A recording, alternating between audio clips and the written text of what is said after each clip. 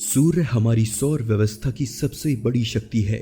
Thermonuclear विस्फोटों की एक ऐसी विशाल भट्टी जिसमें हर पल ऊर्जा के भयानक विस्फोट होते हैं और भार में माउंट एवरेस्ट की जितनी ऊर्जा हर सेकंड सूर्य से निकलकर अंतरिक्ष में फैल जाती है। ब्रह्मांड में भले ही तारों की संख्या अरबों में हो, पर हमारी सौर व्यवस्था पर तो सूर्य ही राज करता है। एक विशाल आकार का दहकता गोला जो हाइड्रोजन और हीलियम से बना है और जिसमें प्लाज्मा पदार्थ लाखों डिग्री के तापमान पर उबलता रहता है। सूर्य की सतह पर हर समय भयानक विस्फोट होते रहते हैं, जिनसे निकलती गर्मी और रेडिएशन अंतरिक्ष में लाखों मील दूर तक फैल जाते हैं। हमारा सूर्य अपनी सतह के पीले रंग और छोटे आकार की वजह से पीले बौने तारे की श्रेणी में आता है, पर सूर्य का छोटा आकार केवल ब्रह्मांड के दूसरे तारों के मुकाबले ही छोटा है। लेकिन हमारी सौर व्यवस्था में इससे ऊपर कोई नहीं है। हमारे सौरमंडल का 99% से ज्यादा पदार्थ केवल सूर्य में मौजूद है और बाकी बचे 1% से भी कम में बाकी का सौरमंडल बना है। सूर्य इतना विशाल है कि इसमें लाखों पृथ्वी समा सकती हैं। सूर्य हमारी सौर व्यवस्था का एकमात्र सबसे बड़ा तारा है जो कई ग्रहों, चंद्रमाओं, छोटे बड़े पिंडों और उल्काओं से घिरा है। ये ऊष्मा और ऊर्जा दोनों का ही विशाल भंडार है, जिसकी सतह का तापमान ही 5,500 डिग्री सेल्सियस है और जो 38,000 करोड़ अरब मेगावाट ऊर्जा पैदा करता है। ये कितना ज्यादा है इसका अंदाजा इस बात से लगाया जा सकता है कि धरती का सबसे बड़ा पावर स्टेशन केवल 22,500 मेगावाट ऊर्जा ही पैदा करता है। सूर्य केवल 1 सेकंड में ही इतनी ऊर्जा जलाता है जितने समूचे मानव इतिहास में मिलकर आज तक नहीं हुई, और इस तरह से सूर्य को जलते हुए अरबों साल गुजर चुके हैं। 1 सदी पूर्व तक माना जाता था कि सूर्य भी धरती पर जलने वाले किसी सामान्य से ईंधन की ढेर की तरह जल रहा है, जिसमें वैज्ञानिक हमेशा इस दुविधा में रहते थे कि अगर सूर्य सामान्य ईंधन की ढेर की तरह जल रहा है तो वह अब तक खत्म क्यों नहीं हुआ। सूर्य के द्रव्यमान को देखा जाए तो वह अब तक जलकर खत्म हो जाना चाहिए था, लेकिन सूर्य को इसी तरह से जलते हुए कई अरब साल बीत चुके हैं। अगर हमें सूर्य जितने बड़े पिंड को इतने समय तक जलाकर रखना हो तो हमें कई 100 खरब पेड़ों की लकड़ियों को प्रयोग में लाना होगा। तो हमारे सूर्य के खत्म न होने वाले ईंधन के पीछे आखिर क्या राज है? सन 1920 में सूर्य के इस रहस्य से भी पर्दा उठ गया। वैज्ञानिकों ने पाया कि सूर्य के इतनी कम रफ्तार से जलने के पीछे नाभिकीय संलयन यानी न्यूक्लियर फ्यूजन प्रोसेस है, जिसके आधार पर हाइड्रोजन बम काम करता है।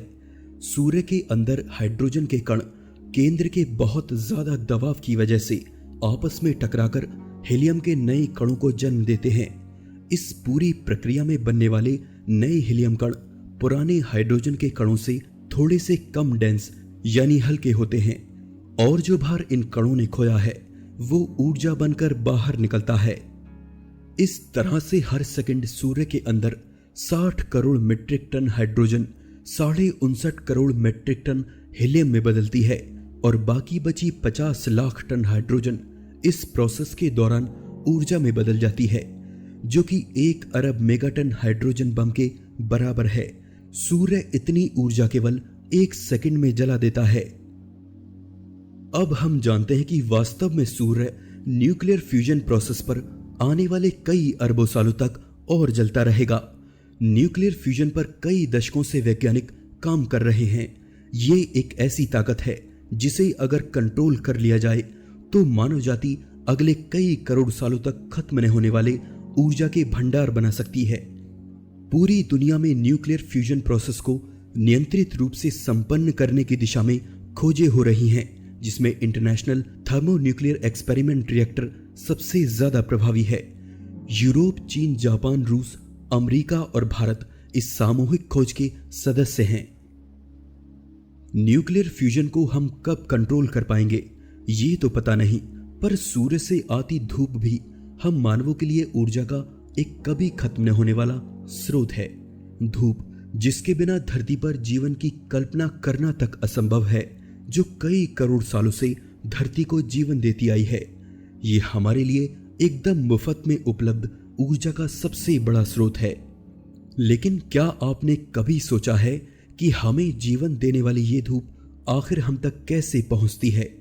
सूर्य की रोशनी के धरती तक आने के पीछे एक बेहद दिलचस्प कहानी छिपी है। सूर्य की कोर यानी केंद्र में हो रहे न्यूक्लियर फ्यूजन में बन रही ऊर्जा ऊष्मा और रोशनी के कणों के रूप में बाहर निकलती है, जिन्हें हम फोटॉन्स भी कहते हैं। इन फोटॉन्स को धरती पर आने के लिए एक बेहद लंबा सफर तय करना होता है, जिसमें इन्हें 1,70,000 साल लगते हैं।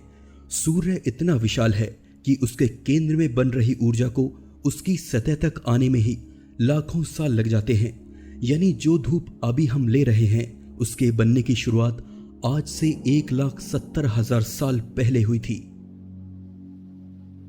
दोस्तों, आज के इस एपिसोड में बस इतना ही। वीडियो अच्छा लगा तो प्लीज लाइक कीजिए और चैनल को सब्सक्राइब जरूर कीजिए ताकि आने वाले वीडियोस आप लोग मिस ना करें। मैं हूं आपका दोस्त विशाल, फिर से मिलेंगे एक नए एपिसोड में। तब तक के लिए नमस्कार।